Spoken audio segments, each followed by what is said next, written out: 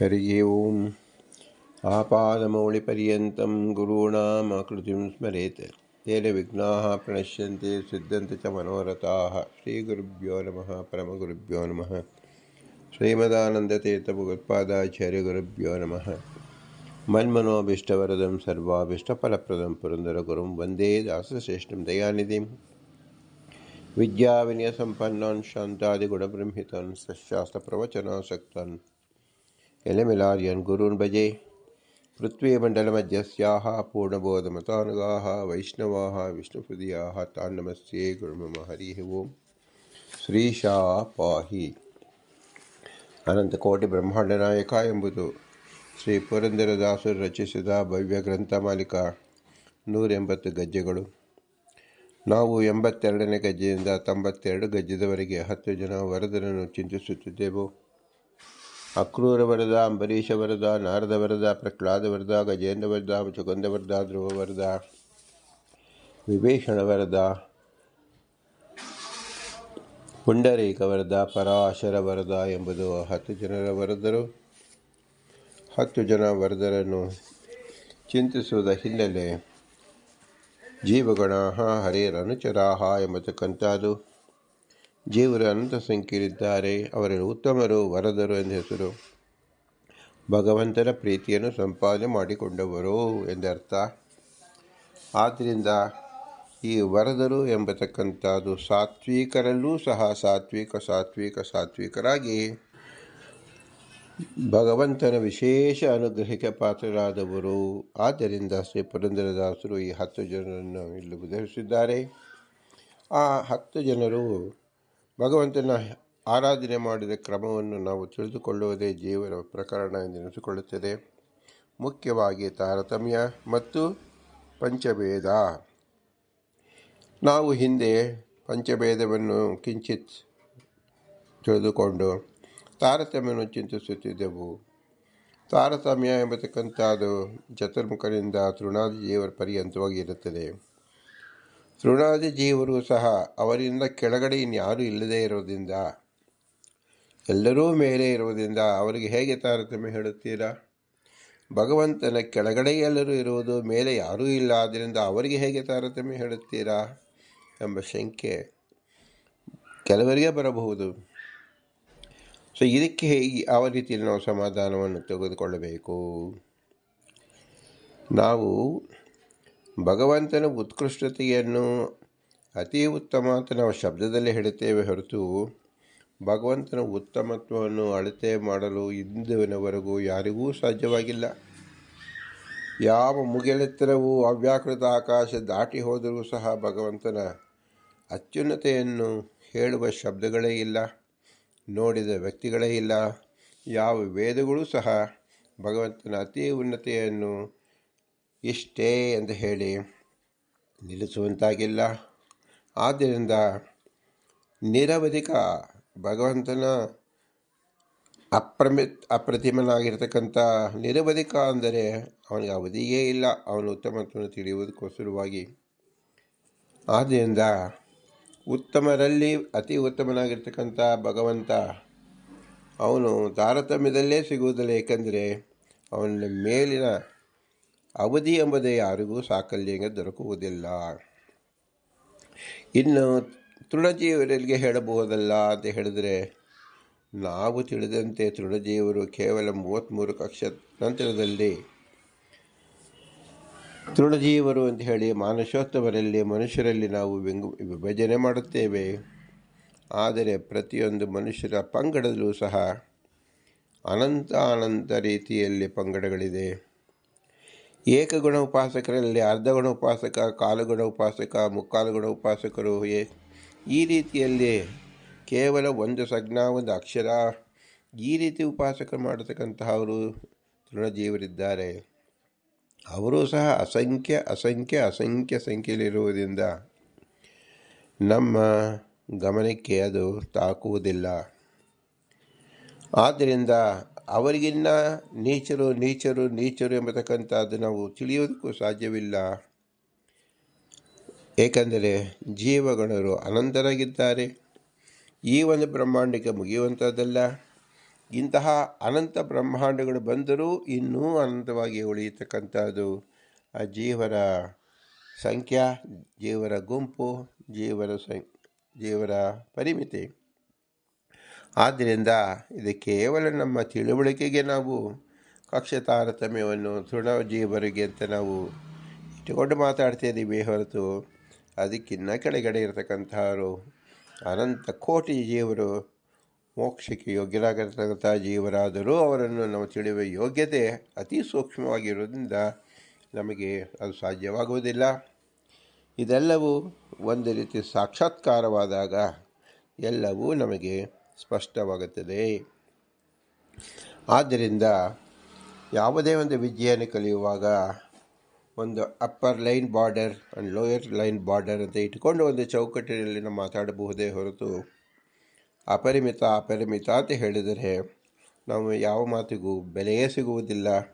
ಆದ್ದರಿಂದ ಕಕ್ಷ ತಾರತಮ್ಯದಲ್ಲಿ 1ರಿಂದ 33 ತಾರತಮ್ಯ ಅಂತ ನಾವು ತಿಳಿಯುತ್ತೇವೆ. ಭಗವಂತ ತಾರತಮ್ಯದಲ್ಲಿ ಬರುವುದಿಲ್ಲ ಅಂತ ನಾವು ತಿಳಿದರೂ ಸಹ ಹೇಗೆ ಬರುವುದಿಲ್ಲ ಅನ್ನೋದನ್ನು ಚಿಂತಿಸ್ತಾ ಇದ್ದೇವೆ. ಹಿಂದೆ ನಾವು ತಿಳಿದಿದ್ದು ಭಗವಂತ ಕ್ರಿಯೆಗಳಿಗೆ ಅಭೇದವನ್ನು ತಿಳಿಯಬೇಕು ಎಂಬುದು. ಇದು ಜೀವರಲ್ಲಿ ತಿಳಿಯಲು ಸಾಧ್ಯವೇ ಇಲ್ಲ. ಕೇವಲ ಮನನ ಮಾಡಿಕೊಂಡೇ ತಮ್ಮ ಬುದ್ಧಿಯಲ್ಲಿ ಗಟ್ಟಿ ಮಾಡಿಕೊಳ್ಳತಕ್ಕಂಥ ವಿಷಯ. ಮುಂದಿನ ವಿಷಯವು ಅದರಂತೆ ಇದೆ. ಭಗವದ್ಗುಣಗಳಾದ ಜ್ಞಾನ ಆನಂದಾದಿಗಳಿಗೆ ನಿತ್ಯ ವ್ಯಕ್ತಿ ಇರುತ್ತದೆ ಭಗವಂತನಲ್ಲಿ. ಈ ಗುಣವನ್ನು ನಾವು ಕೇಳಬಹುದೇ ಹೊರತು ನೋಡಲಿಕ್ಕೆ ಸಾಧ್ಯವಿಲ್ಲ. ಯಾವ ಜೀವರಲ್ಲೂ ಭಗವಂತನ ಯಾವ ಗುಣವೂ ಪ್ರತಿಫಲಿತವಾಗುವುದಿಲ್ಲ. ಭಗವಂತ ಸೃಷ್ಟಿ ಸ್ಥಿತಿ ಸಂಹಾರ ಜ್ಞಾನ ಅಜ್ಞಾನ ಬಂಧ ಮೋಕ್ಷ ಎಂಬತಕ್ಕಂಥದ್ರಲ್ಲಿ ಶಕ್ತಿತಃ ಮತ್ತು ವ್ಯಕ್ತತಃ ಅಂತ ನಾವು ಹಿಂದೆ ಮಾತಾಡಿದೆವು. ಅದು ನಮ್ಮ ತಿಳುವಳಿಕೆಗೆ ಮಾತ್ರ. ಹಾಗಾದರೆ ಭಗವಂತನ ಗುಣಗಳು ಹೇಗಿರುತ್ತದೆ ಅಂತ ಹೇಳಿದರೆ, ಭಗವಂತನ ಜ್ಞಾನಾನಂದಾದಿಗಳು ಆದಿ ಶಬ್ದದಿಂದ ಭಗವಂತನ ಎಲ್ಲ ಗುಣಗಳು ಅಂತ ತಿಳಿಯಬೇಕು. ಅದೆಲ್ಲವೂ ನಿತ್ಯ ವ್ಯಕ್ತಿಯು ನಿತ್ಯವಾಗಿಯೂ ಪ್ರಕಟವಾಗಿಯೇ ಇರುತ್ತದೆ.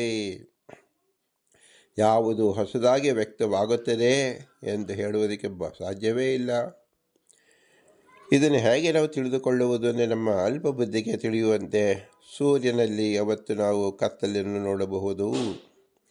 ಕತ್ತಲನ್ನು ಓಡಿಸುವ ರಾಜ ಎಂದರೆ ಸೂರ್ಯ.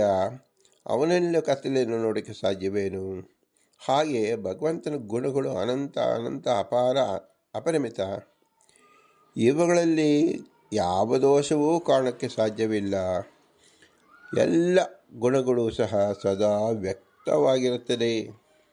ಇದರಿಂದ ನಮಗೆ ಅತ್ಯಂತ ಉಪಕಾರಿಯಾದ ಒಂದು ವಿಷಯ ಏನು ತಿಳಿಸ್ತಾ ಇದೆ ಶಾಸ್ತ್ರ ಎಂದರೆ, ಯಾವ ತೃಣಜೀವರು ಸಹ ಭಗವಂತನ ಆರಾಧನೆ ಏನು ಮಾಡುತ್ತಾರೋ ಮತ್ತು ಬ್ರಹ್ಮದೇವರು ಏನು ಭಗವಂತನ ಆರಾಧನೆ ಮಾಡುತ್ತಾರೋ ಎಲ್ಲವನ್ನು 100% ಭಗವಂತ ನೋಡುತ್ತಿದ್ದಾನೆ.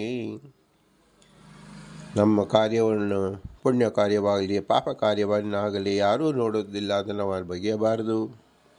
ಈ ಲೋಕದಲ್ಲಾಗಲಿ ಈ ಕಾಲದಲ್ಲಾಗಲಿ ಬೇರೆ ಲೋಕದಲ್ಲಾಗಲಿ ಯಾವುದೇ ಅವಸ್ಥೆಯಲ್ಲಿ ಭಗವಂತ ಸರ್ವಾವಸ್ಥಾ ಪ್ರೇರಕಸ್ಯ ಅಂತ ಹೇಳಿದ್ದರಿಂದ ಭಗವಂತ ಎಲ್ಲ ಅವಸ್ಥೆಯಲ್ಲೂ ಎಲ್ಲ ಕಡೆ ತುಂಬಿರುವುದರಿಂದ ಭಗವಂತನಿಗೆ ಯಾವುದು ಆಗಮನದಿಂದ ಓದಿ ತಿಳಿದುಕೊಳ್ಳತಕ್ಕಂಥ ಪ್ರಮೇಯವಿಲ್ಲ. ಅನುಮಾನದಿಂದ ವ್ಯಾಪ್ತಿಯನ್ನು ತಿಳಿದುಕೊಳ್ಳತಕ್ಕಂಥ ಪ್ರಮೇಯವಿಲ್ಲ.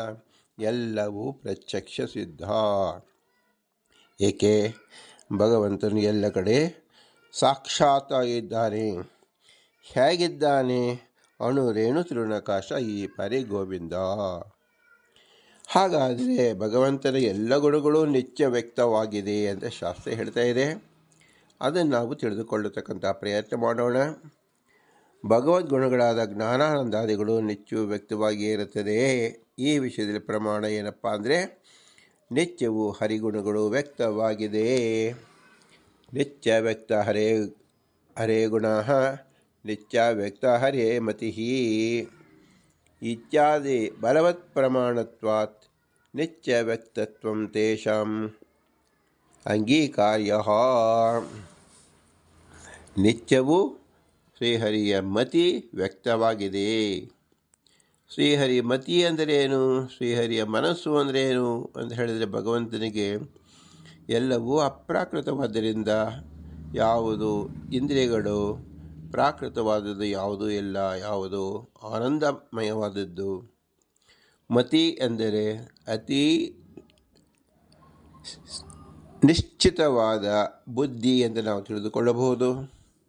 ಭಗವಂತನ ಬುದ್ಧಿಯಲ್ಲಿ ಎಲ್ಲ ಕಾರ್ಯಗಳು ಯಾವುದೇ ದೇಶದಲ್ಲಿ ಕಾಲದಲ್ಲಿ ಮಾಡಿದರೂ ಎಲ್ಲವೂ ಭಗವಂತ ನೋಡುತ್ತಿರುತ್ತಾರೆ. ಸಾಕ್ಷಿ ಚೇತೋ ಕೇವಲಸ್ಯ ಅಂತ ಹೇಳಿ ಕಾಟಕೋಪನಿಷತ್ತಲ್ಲಿ ಪ್ರತ್ಯಕ್ಷವಾಗಿ ತಿಳಿಸಿದ್ದಾರೆ. ಭಗವಂತ ಎಲ್ಲ ಕಾರ್ಯಕ್ಕೂ ಸಾಕ್ಷಿಯಾಗಿದ್ದಾನೆ.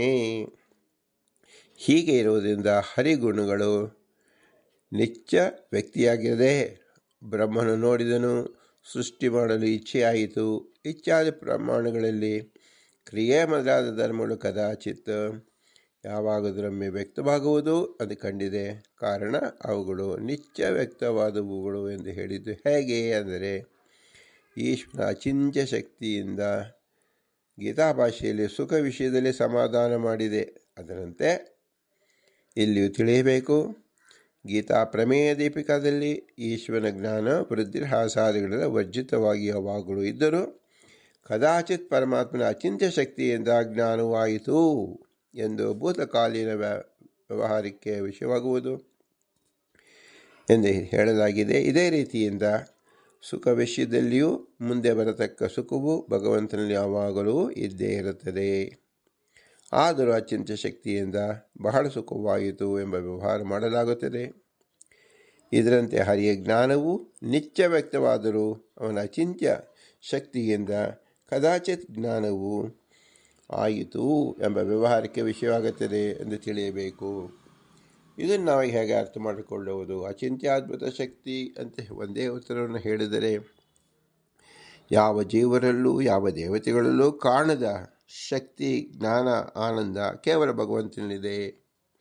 ಆದ್ದರಿಂದಲೇ ಹೇಳುವುದು ಭಗವಂತ ಎಂಬತಕ್ಕಂಥದ್ದು ತಾರತಮ್ಯದಲ್ಲಿ ನಾವು ಸೇರಿಸಬಾರದು. ಅವನು ಅತಿ ಉತ್ಕೃಷ್ಟವಾದ ಚೇತನ. ಅವನಿಗೆ ಕಾಣಿಸಲಾಗದ್ದು, ನೋಡಿಸಲಾಗದ್ದು, ತಿಳಿಯಲಾಗದ್ದು ಯಾವುದೂ ಇಲ್ಲ, ಎಲ್ಲವೂ ಪ್ರತ್ಯಕ್ಷ ಎಂಬುದಾಗಿ ಶಾಸ್ತ್ರ ಹೇಳುತ್ತಿದೆ.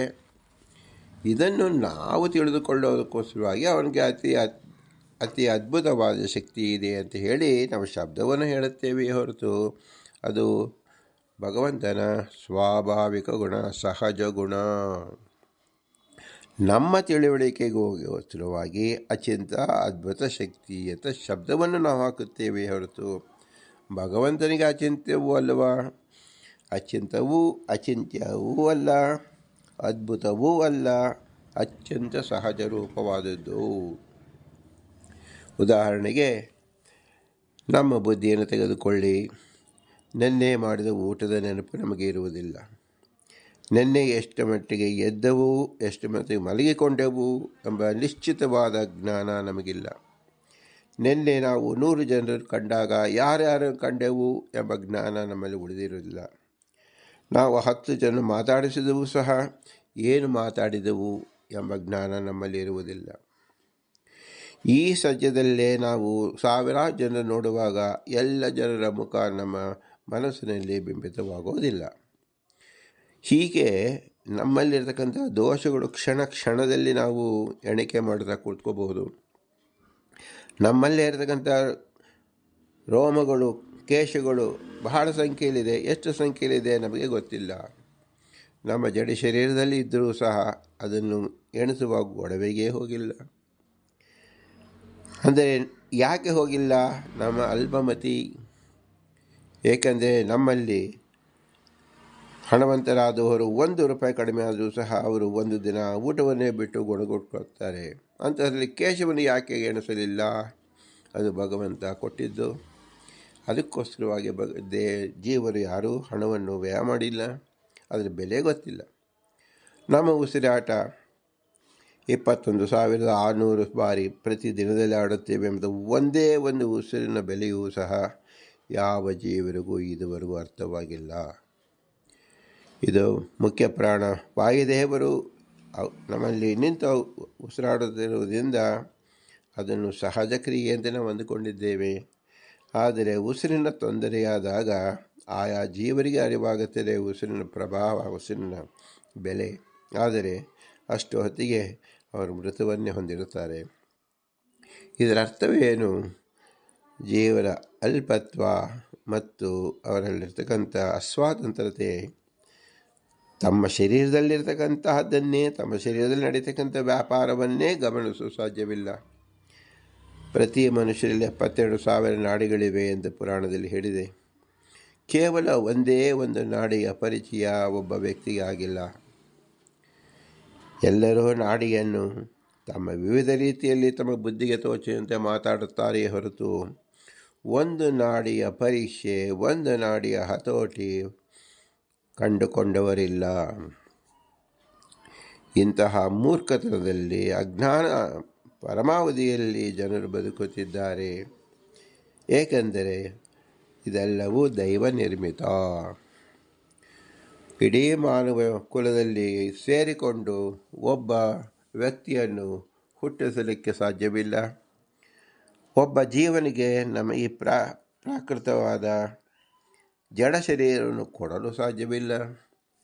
ಒಬ್ಬ ಶರೀರದಲ್ಲಿದ್ದವನನ್ನು ಉಳಿಸಿಕೊಳ್ಳಲು ಸಾಧ್ಯವಿಲ್ಲ.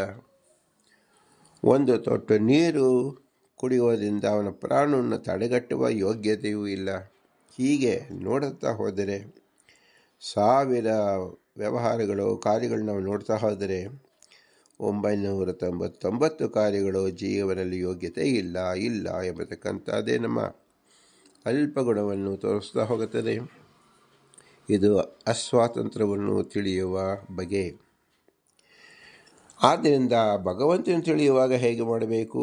ನಮ್ಮಲ್ಲಿ ಎಣಿಸತಕ್ಕಂಥ ಯಾವ ದೋಷವೂ ಭಗವಂತನಲ್ಲಿ ದೋಷವಿರಗಿಲ್ಲ. ಅವನು ಪರಿಪೂರ್ಣ ಸಮರ್ಥನಾಗಿದ್ದಾನೆ.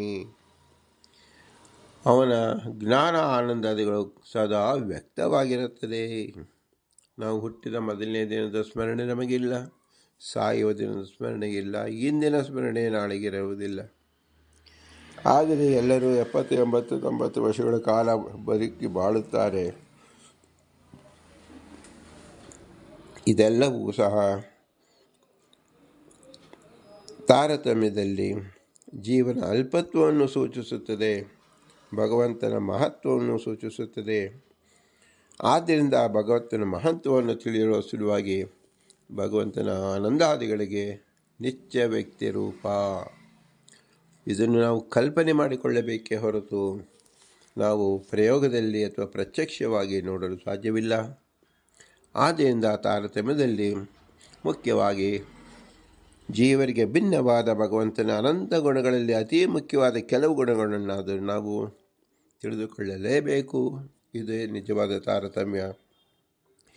ಇದೇ ಪ್ರಕಾರ ಸೃಷ್ಟಿಸುತ್ತೇನೆ ಇಚ್ಛಾದಿ ಇಚ್ಛಾ ಇದ್ದರೂ ಅದರ ಆಕಾರ ಮಾತ್ರ ಶಕ್ತಿಯಿಂದಾಗಿದ್ದು ಆ ಕಾಲದಲ್ಲಿ ವ್ಯಕ್ತವಾಗುತ್ತದೆ ಎಂದು ತಿಳಿಯಬೇಕು. ಇದರ ಅಭಿಪ್ರಾಯ ಹೀಗೆ: ಇಚ್ಛಾತ್ವ ಧರ್ಮದಿಂದ ಇಚ್ಛೆಯು ನಿತ್ಯ ವ್ಯಕ್ತವು, ಅದರಲ್ಲಿ ಸುಸೂಕ್ಷ್ಮತ್ವ ಅಂದರೆ ಸಂಜೀವಾಶ್ಚ ಇದೇ ಮೊದಲಾದ ಧರ್ಮಗಳು ಶಕ್ತಾತ್ಮಕ ಇದ್ದು ಆ ಕಾಲದಲ್ಲಿ ವ್ಯಕ್ತವಾಗುತ್ತದೆ. ಅದು ಹೇಗೆಂದರೆ ಇಚ್ಛೆಯು ಗುಣವಾದ್ದರಿಂದ ನಿತ್ಯ ವ್ಯಕ್ತವು. ಆದರೂ ಒಂದು ವಿಷಯದಲ್ಲಿ ಸೃಷ್ಟಿಯ ಇಚ್ಛೆಯು, ಸಂಹಾರ ಮಾಡುವ ಇಚ್ಛೆಯು ಇರುವುದು ಇಲ್ಲದಿರುವುದು ಒಂದೊಂದು ಕಾಲದಲ್ಲಿ ಎಂದು ತಿಳಿಯಬೇಕು. ಒಂದು ಹುಟ್ಟುತ್ತಾ ಇರುತ್ತದೆ. ಯಾರು ಹುಟ್ಟುತ್ತಾರೆ? ಭಗವಂತನೇ ಹುಟ್ಟಿಸುವುದು. ನಿಯಮನ ಮಾಡುವುದು ಭಗವಂತ, ಸಂಹಾರ ಮಾಡುವುದು ಭಗವಂತ. ಹಾಗಾದರೆ ಏಕಕಾಲದಲ್ಲಿ ಭಗವಂತನಿಗೆ ಎಲ್ಲ ಇಚ್ಛೆಯು ಹೇಗೆ ಸಾಧ್ಯವಾಗುವುದು ಅಂದರೆ ಅವನ ಜ್ಞಾನ ಆನಂದಾದಿಗಳು ನಿತ್ಯ ವ್ಯಕ್ತವಾಗಿರುತ್ತದೆ ಅಂತ ಇದರಿಂದ ನಾವು ತಿಳಿಯಬಹುದು.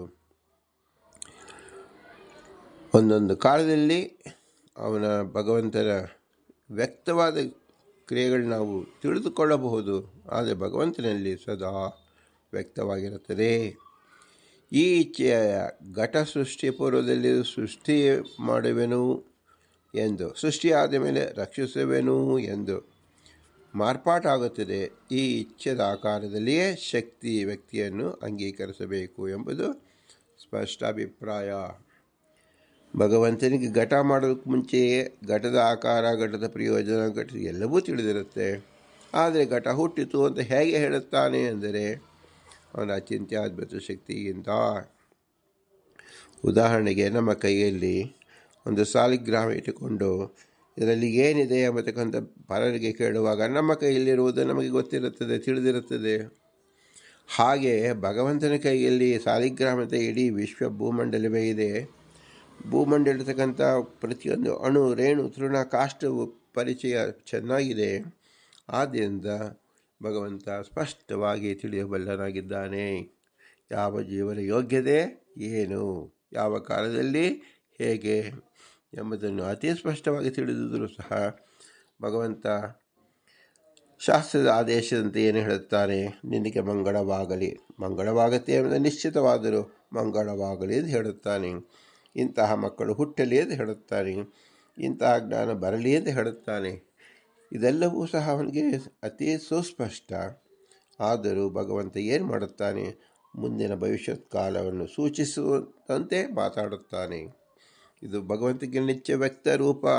ಆದರೂ ನಮ್ಮ ತಿಳುವಳಿಕೆಗೆ ಆ ವ್ಯಕ್ತ ರೂಪವನ್ನು ಅರ್ಥ ಮಾಡಿಕೊಳ್ಳುವುದಕ್ಕೆ ನಾವು ಆ ಕಾಲಕ್ಕೆ ಕಾಯಬೇಕು. ಉದಾಹರಣೆಗೆ ಗುರುಗಳ ಅನುಗ್ರಹದಿಂದ ಶಿಷ್ಯನಿಗೆ ಪಾಠ ಜ್ಞಾನ ಬಂತು ಅಂದರೆ ಹೇಗೆ ಬಂತು? ಇದಕ್ಕೆ ಗುರುಗಳ ಅನುಗ್ರಹ ಹಿಂದೆ ಮಾಡಿರುತ್ತಾರೆ. ಈ ಶಿಷ್ಯನಿಗೆ ಈ ತರಹ ಪಾಠ ಚೆನ್ನಾಗಿ ಅರ್ಥವಾಗಲಿ ಎಂದು ಅವರು ಆಶಿಸಿರುತ್ತಾರೆ. ಆಶಿಸಿರುವ ಫಲ ಎಷ್ಟೋ ದಿನಗಳಾದ ಮೇಲೆ ಶಿಷ್ಯನಿಗೆ ಅದು ಪ್ರಕಾಶಿತವಾಗುತ್ತೆ. ಪ್ರಕಾಶಿತವಾದಾಗ ಅವನು ಆನಂದದಲ್ಲಿನಾಗುತ್ತಾನೆ. ಓ, ಈ ದಿವ್ಯ ಜ್ಞಾನ ನನಗಾಯಿತು ಅಂತ ಕುಣಿತಾನೆ. ಆದರೆ ಗುರುಗಳು ಸೌಮ್ಯವಾಗಿಯೇ ಇರ್ತಾರೆ. ಏಕೆ? ಅವರು ಹಿಂದೆ ಹರಿಸಿದ್ದರ ಫಲ ಹೀಗಾಗತ್ತೆ ಎಂದು ತಿಳಿದಿತ್ತು. ಆದ್ದರಿಂದ ಅವರು ಸೌಮ್ಯ ರೂಪದಲ್ಲಿ ಇರುತ್ತಾರೆ. ಹೀಗೆ ನಾವು ಸಾಧಾರಣ ಗುರುಗಳನ್ನೇ ನಾವು ಲೋಕದಲ್ಲಿ ಕಾಣಬಹುದಾಗಿದೆ. ಅಂಥದ್ರಲ್ಲಿ ಜಗದ್ಗುರುಗಳಾದ ಭಗವಂತ, ಎಲ್ಲರ ಯೋಗಕ್ಷೇಮವನ್ನು ನೋಡತಕ್ಕಂಥ ಭಗವಂತ, ಎಲ್ಲ ಆಗು ಹೋಗುವಿಕೆಗಳಲ್ಲಿ ಅತಿ ಸ್ಪಷ್ಟವಾಗಿ ಕಾಣದಂಥ ಭಗವಂತನಿಗೆ ಎಲ್ಲವೂ ತಿಳಿದಿರುತ್ತದೆ, ಎಲ್ಲವೂ ವ್ಯಕ್ತವಾಗಿರುತ್ತದೆ ಅಂತ ತಿಳಿಯಬೇಕು. ಆದರೆ ಅವನ ಅಚಿಂತ್ಯದ್ಭುತ ಶಕ್ತಿಯಿಂದ ಆ ಕಾಲಕ್ಕೆ ಬಂದಾಗ ಮಾತ್ರ ಆ ಶಬ್ದದ ಅರ್ಥ ನಮಗೆ ಹೊರಗಿಡುವುದು ಎಂಬುದನ್ನು ನಾವು ತಿಳಿದುಕೊಳ್ಳಬೇಕು. ಇದರ ಭಾವ ಏನೆಂದರೆ, ಕ್ರಿಯಾಜ್ಞಾನ ಸುಖಾದಿಗಳು ಯಾವಾಗಲೂ ವ್ಯಕ್ತವಾಗಿರುತ್ತದೆ. ಅದರಲ್ಲಿ ಭೂತ, ವರ್ತಮಾನ, ಭವಿಷ್ಯತ್ ಇವುಗಳು ಶಕ್ತಿ ರೂಪದಿಂದ ಇದ್ದು ಅಚಿಂತ್ಯ ಶಕ್ತಿಯಿಂದ ಆ ಕಾಲದಲ್ಲಿ ವ್ಯಕ್ತವಾಗುತ್ತದೆ. ಆಗ ಸುಖವಾಯಿತು, ಜ್ಞಾನ ಆಯಿತು, ಸೃಷ್ಟಿ ಇಚ್ಛೆ, ರಕ್ಷಣೆ ಇಚ್ಛೆ, ನಾಶದ ಇಚ್ಛೆ ಆಯಿತು ಎಂಬ ವ್ಯವಹಾರಕ್ಕೆ ಗೋಚರಿಸುತ್ತದೆ. ಹೀಗೆ ಭಗವದ್ಗುಣಗಳು ನಿತ್ಯ ವ್ಯಕ್ತವಾಗಿರುತ್ತದೆ ಎಂದು ತಿಳಿಯಬೇಕು. ನೋಡಿ, ಕಕ್ಷಾತಾರತಮ್ಯದಲ್ಲಿ ಭಗವಂತನ ಪ್ರಥಮ ಕಕ್ಷಾ ಅಂತ ನಾವು ಹೇಳಿದ ಕೂಡಲೇ ಅಲ್ಲಿ ಏನು ಮಹತ್ವ ಬಂತು? ಭಗವಂತನ ಪ್ರತಿ ಗುಣಗಳು ಜೀವನಿಂದ ಭಿನ್ನವಾಗಿದೆ. ಲಕ್ಷ್ಮೀದೇವಿಯಿಂದ ಚತುರ್ಮುಖ ಬ್ರಹ್ಮದೇವರಿಂದ ಹಿಡಿದುಕೊಂಡು ಎಲ್ಲ ಜೀವನಿಂದ ಭಿನ್ನವಾಗಿದೆ ಅಂತ ನಾವು ಮೊಟ್ಟ ಮೊದಲು ತಿಳಿಯಬೇಕು. ನಂತರ ಅವನ ಪ್ರಥಮ ಕಕ್ಷೆಯಲ್ಲಿ ಇರುತ್ತಾನೆ ಅಂತ ಹೇಳಿದಾಗ ಅವನ ಸದ್ಗುಣಗಳನ್ನು, 4 ಸದ್ಗುಣಗಳನ್ನಾದರೂ ನಾವು ಚೆನ್ನಾಗಿ ಮನದಟ್ಟು ಮಾಡಿಕೊಳ್ಳಬೇಕು. ಇದನ್ನು ಮನದಟ್ಟು ಮಾಡಿಕೊಳ್ಳಲು ಕೇವಲ ಶಾಸ್ತ್ರದಿಂದ ಮಾತ್ರ ಸಾಧ್ಯ. ಪ್ರತ್ಯಕ್ಷಕ್ಕೆ ಯಾರೂ ಕಾಣಲಾರರು. ಹೇಗೆ ಭಗವಂತ ಪ್ರಥಮ ಕಕ್ಷದಲ್ಲಿ ನಾವು ಕಾಣಿಸಿಕೊಳ್ಳುತ್ತಾನೆ, ಯಾಕೆ ನಾವು ಅವನನ್ನು ಪ್ರಥಮ ಕಕ್ಷದಲ್ಲಿ ನೋಡಬೇಕು ಎಂಬುದಕ್ಕೆ ಮುಖ್ಯವಾದ ಉದಾಹರಣೆಗಳು ಜೀವನದಲ್ಲಿ ಅಸಾಧಾರಣವಾಗಿ ಇಲ್ಲವೇ ಇರತಕ್ಕಂಥದ್ದು ಗುಣಗಳು ಭಗವಂತನ ಸಾಧಾರಣವಾಗಿ ಇರುತ್ತದೆ. ಭಗವದ್ಗುಣಗಳಾದ ಜ್ಞಾನಾನಂದಾದಿಗಳಿಗೂ ನಿತ್ಯ ವ್ಯಕ್ತಿ. ಇದು ಭಗವಂತನ ಸ್ವರೂಪ ಎಂಬುದಾಗಿ ನಾವು ತಿಳಿದುಕೊಳ್ಳಬೇಕು. ಇಂತಹ ಅನಂತ ಗುಣಗಳಿದೆ. ಭಗವಂತನ ಗುಣಗಳು 1, 2 ಅಲ್ಲ. ಆದರೆ ನಮಗೆ ಶಾಸ್ತ್ರದಲ್ಲಿ ಉಕ್ತವಾಗಿರ್ತಕ್ಕಂಥ ಕೆಲವು ಗುಣಗಳನ್ನಾದರೂ ನಾವು ಮನಸ್ಸಿಗೆ ಹಚ್ಚಿಕೊಂಡಾಗ, 10 ಗುಣಗಳನ್ನು ಕೇಳಿದಾಗ 4 ಗುಣಗಳು ನಮ್ಮ ಮನಸ್ಸಿಗೆ ಚೆನ್ನಾಗಿ ನಿಲ್ಲಬಹುದು. ಆ 4 ಗುಣಗಳಿಂದ ಭಗವಂತ ಎಲ್ಲ ಜೀವರಿಗಿಂತ ಭಿನ್ನನಾಗಿದ್ದಾನೆ. ಆದ್ದರಿಂದ ತಾರತಮ್ಯದಲ್ಲಿ ಅತಿ ಮಹತ್ವವುಳ್ಳತಕ್ಕಂಥ ಪ್ರಥಮ ಕಕ್ಷೆಯಲ್ಲಿ ನಾವು ಕಾಣಬೇಕು ಎಂಬುದು ಮನದಟ್ಟಾಗುತ್ತದೆ ಎಂಬುದೇ ಇದರ ಅಭಿಪ್ರಾಯ. ಇದನ್ನು ತೋರಿಸಲು ಶ್ರೀ ಪುರಂದರದಾಸರು 10 ಜನ ವರದರನ್ನು ಆರಿಸಿ ಚಿಂತಿಸಿದ್ದಾರೆ. 10 ಜನ ವರದರು ಸಹ ಪ್ರತಿಯೊಬ್ಬರೂ ಸಹ ಭಿನ್ನ ಭಿನ್ನ ರೂಪವಾಗಿ ಭಗವಂತನ ಆರಾಧನೆ ಮಾಡಿ ಭಗವಂತನ ಪ್ರೀತಿಯನ್ನು ಸಂಪಾದನೆ ಮಾಡಿದ್ದಾರೆ. ಭಗವಂತನ ಪ್ರೀತಿ ಹೇಗೆ ನಮಗೆ ಸಂಪಾದನೆಯಾಗುವುದು ಅಂದರೆ ಭಗವಂತನ ಗುಣಗಳನ್ನು ತಿಳಿದು ಪಾಡಬೇಕು. ಕೇವಲ ಭಗವಂತ ಸರ್ವೋತ್ತಮ ಅಂತ ಹೇಳಿದರೆ ಅದು ಗುಣವಲ್ಲ. ಭಗವಂತನ ಒಂದೊಂದು ಗುಣವೂ ನಾವು ಬಿಡಿಸಿ ತೋರಿಸಿ ನಮ್ಮಿಂದ ಹೇಗೆ ಭಿನ್ನವಾಗಿದೆ, ಭಗವಂತ ಹೇಗೆ ಉತ್ಕರ್ಷನಾಗಿದ್ದಾನೆ ಎಂಬುದನ್ನು ನಾವು ಪರಿಪರಿಯಾಗಿ ತಿಳಿಸಿ ಹೇಳಿಸುವುದೇ ಭಗವಂತನ ಸ್ತೋತ್ರ ರೂಪವಾಗುತ್ತದೆ. ಈ ಸ್ತೋತ್ರ ರೂಪದಿಂದ ಲೋಕದಲ್ಲಿ ಕಂಡಂತೆ ಭಗವಂತನು ಪ್ರೀತನಾಗುತ್ತಾನೆ. ಭಗವಂತ ಪ್ರೀತನಾದ ಪ್ರಸಾದದಿಂದ ನಮಗೆ ನಿತ್ಯವಾದ ಮೋಕ್ಷವೇ ಲಭಿಸುತ್ತದೆ. ಆದ್ದರಿಂದ ತಾರತಮ್ಯ ಜ್ಞಾನದಿಂದ ಮುಕ್ತಿನ ಚಾನ್ಯತಾ ಅಂತ ಮಧ್ವಾಚಾರ್ಯ ಯಾಕೆ ಹೇಳಿದ್ದಾರೆಂದರೆ ಮುಖ್ಯವಾಗಿ ಭಗವಂತನ ಸರ್ವೋತ್ತಮತ್ವವನ್ನು ತಿಳಿಯುವುದೇ ತಾರತಮ್ಯಕ್ಕೆ ಬೇಕಾದ ಬುನಾದಿ. ಉಳಿದ ಎಲ್ಲ ಜೀವನ ತಾರತಮ್ಯವನ್ನು ಸಂಖ್ಯಾರೂಪವಾಗಿ ತಿಳಿದರೂ ಚಿಂತೆಯಿಲ್ಲ.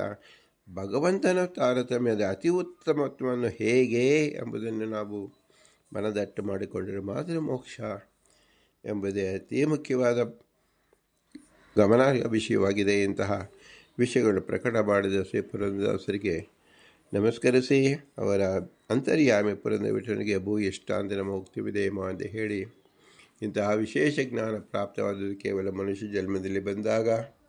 ಮನುಷ್ಯ ಜನ್ಮಕ್ಕೆ ಬಂದಾಗ ತಂದೆ ತಾಯಿಗಳ ಅನುಗ್ರಹ ರೂಪ ಮತ್ತು ತಂದೆ ತಾಯಿಗಳಿಗೆ ನೆರವಾದ ಗುರು ಹಿರಿಯರ ಅನುಗ್ರಹ ರೂಪ. ಇವರಲ್ಲಿ ತತ್ವಾಭಿಮಾನ ದೇವತೆಗಳು ನಿಂತು ನುಡಿಸಿದ ಈ ಮಾತುಗಳಿಗೆ ತತ್ವಾಭಿಮಾನಿಗಳ ಅನುಗ್ರಹ ರೂಪ ಮತ್ತು ವಿಷ್ಣುವಿನ ಆಜ್ಞೆಯಂತೆ ವಾಯುದೇವರೆಲ್ಲರೂ ನಿಂತು ಈ ಕೆಲಸವನ್ನು ಮಾಡಿಸುವುದರಿಂದ ಅವರ ವಿಶೇಷ ಅನುಗ್ರಹ ರೂಪವನ್ನು ನಾವು ಚಿಂತಿಸಿ, ಇವರೆಲ್ಲರೂ ಅಸ್ವತಂತ್ರರು, ಸ್ವತಂತ್ರ ಭಗವಂತ ಲಕ್ಷ್ಮೀನಾರಾಯಣ ಮಾತ್ರ, ಅವನೇ ನಮ್ಮ ಬಿಂಬರೂಪ. ಆದ್ದರಿಂದ ಬಿಂಬ ಪ್ರತಿಬಿಂಬ ಭಾವವನ್ನು ಮತ್ತಮದಲ್ಲಿ ನಾವು ತಿಳಿದುಕೊಂಡವು.